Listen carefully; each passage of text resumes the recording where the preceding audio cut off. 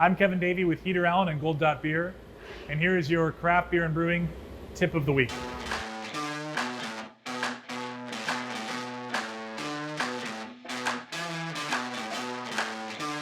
We started making cold IPA with rice first. We moved on to corn, but I want to talk a little bit about rice. We started with rice flour because we had a hard time sourcing raw rice that I was afraid that when we actually mashed it, it would become like a gummy congee thing and I would never be able to get it out of the bottom of my decoction tun.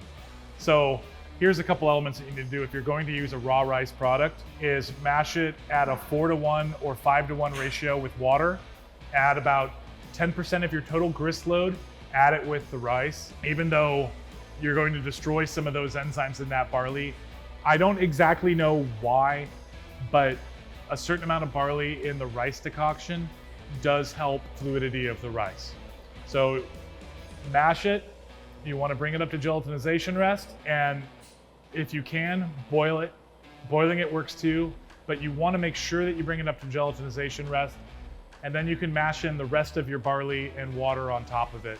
What we did is we actually had a mash tun and a decoction tun, so we'd mash the rice very thin with 10% of the barley load, we'd bring it up to gelatinization rest, then we'd just go ahead and boil it anyway, just to make sure that we were good. While we were doing that, we'd mash in the main mash at 95 degrees Fahrenheit. When we took the decoction, we would take the decoction, put it into the main mash, and it would raise it up to our pretty much what would be considered beta rest by a lot of people, or the maltose production rest, about 62 degrees or 144 Fahrenheit. And then we would just step mash it out of there. And the enzymes that were active in that barley had absolutely no problem breaking the rice starches, as long as those starches are available and fluid in the liquid.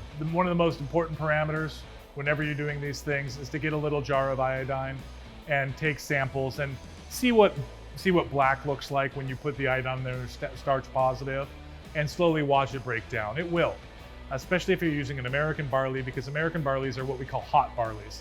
It means that they have a very high enzyme load and they can break down starches super quick. If you use a more low protein European barley and you want to use about 20 to 30% adjunct like we do in cold IPA, it's going to have a hard time breaking down those starches.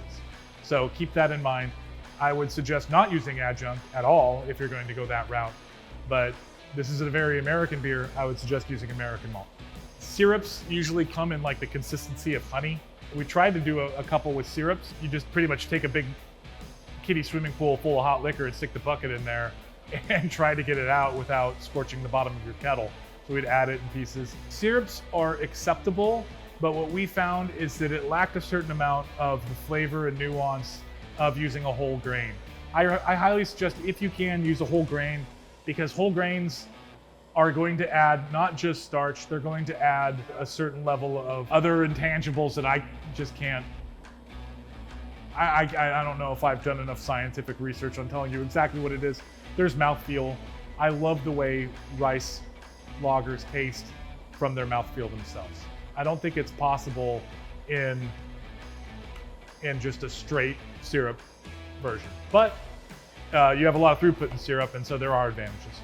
We had a jump in price of rice during COVID. I can't remember, maybe it was just really bad crop years. Rice is such a high water use item that ended up doubling in price. And so we ended up actually sourcing some really great local corn, non-GMO, as corn meal.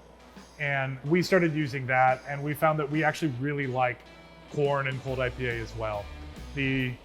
The best part about corn is it has a lower gelatinization temperature. It's more closer to barley, so you don't really have to worry about that part as you do with rice. Also, if you're boiling a decoction of corn, it's not as gummy, so it won't overflow like rice will. And that's another thing. If you're boiling a rice decoction, it's going to want to come out the top of the kettle. So be very, very careful. Have somebody watch it. One of the main reasons we went to corn, it just felt safer to us. And there was maybe one brewer there trying to do another mash in while they were doing a rice decoction. You're having an overflow. It's just a big mess. That was one of the main reasons we changed. Corn is very pleasant. I think you can pick between yellow corn or white corn.